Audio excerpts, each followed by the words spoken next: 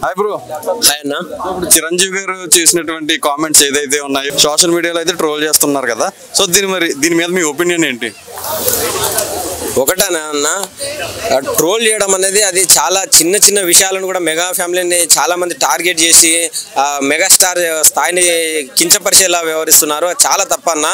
ఎవరికైనా కూడా తన వంశాన్ని మోసే ఒక వంశోద్ధారకుడు కావాలని సగటు మానవునికి ఎవరికైనా ఉంటుంది. అది ఇంక్లూడింగ్ నాకు కూడా. నాకు ఒక కొడుకు పుట్టాలని నాకు కూడా ఉంది.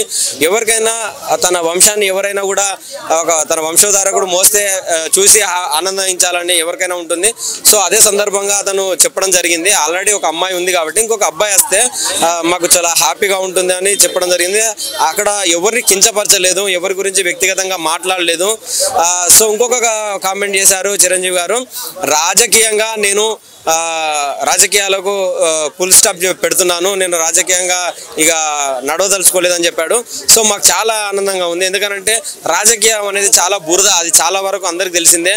దానిలో ఎవడు పడితే వాడు మెగాస్టార్ గురించి మాట్లాడడం, అతని స్థాయిని తక్కువ చేసి మాట్లాడడం, అనేక రకాలుగా మెగా ఫ్యామిలీని ఇబ్బంది పెట్టడం, చాలా రకాలుగా అతని పైన ఇది చేశారు.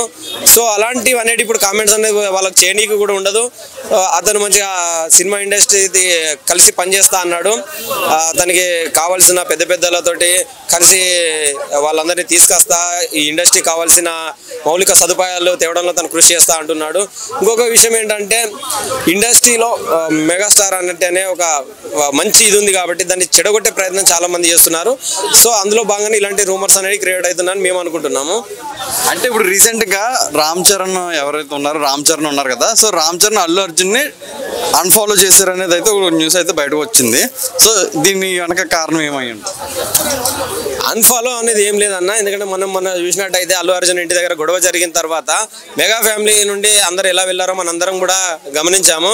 వాళ్ళు అంటే ఒక మంచి రిలేషన్షిప్లో ఉన్నారు. అన్ఫాలో అనేది ఏముండదు. వాళ్ళు ఏమైనా చిన్న చిన్న మనస్పర్ధలు ఉంటే అది ప్రతి కుటుంబంలో ఉంటాయి. మా ఇంట్లో ఉంటాయి, మీ ఇంట్లో ఉంటాయి, ప్రతి ఒక్కరి ఇంట్లో. ఇప్పుడు వైఎస్ఆర్ జగన్ గారు కానీ, లేకుంటే గతంలో టీడీపీ చంద్రబాబు నాయుడు కానీ, ఎవరైనా రాజకీయంగా కొన్ని విమర్శలు చేస్తుంటారు. ప్రతి ఒక్కరి కుటుంబంలో చిన్న చిన్న సమస్యలు అనేవి వస్తుంటాయి. దాన్ని మనం పట్టించుకోవాల్సిన అవసరం లేదు. ఇప్పుడు చిరంజీవి గారు ఇలాంటి కామెంట్స్ చేయడం వల్ల ఇంకా సేవా కార్యక్రమాలు అనేవి ఎక్కువ చేస్తాడని మేము అనుకుంటున్నాము. ఎందుకంటే గతంలో మనకు చేశాడు కదా, ఐ బ్యాంకులు కానీ, బ్లడ్ బ్యాంక్ కానీ, రక్తదాన శిబిరాలు కానీ, కరోనా టైంలో ఇవి ఆక్సిజన్ సిలిండర్లు ఇవ్వడం కానీ, మంచి మంచి సేవా కార్యక్రమాలకు టైం ఉంటుందని మేము అనుకుంటున్నాం.